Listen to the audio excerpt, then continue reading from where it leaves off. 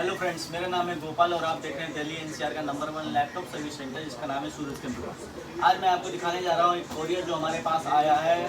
आप देखोगे यहाँ पे तो आपको एड्रेस में मिलेगा राजस्थान और इसका पिन कोड है जी 303905।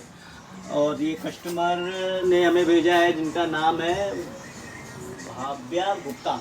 तो आइए देखते हैं ये हमारे पास क्या आया है और क्या करना है इसमें।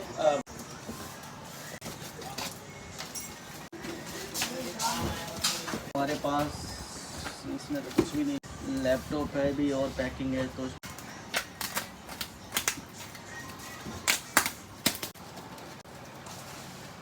और ये लैपटॉप ऑन करके देखते हैं हम।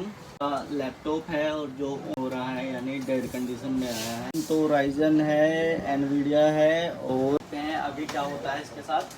अब हम देखते हैं इसको कि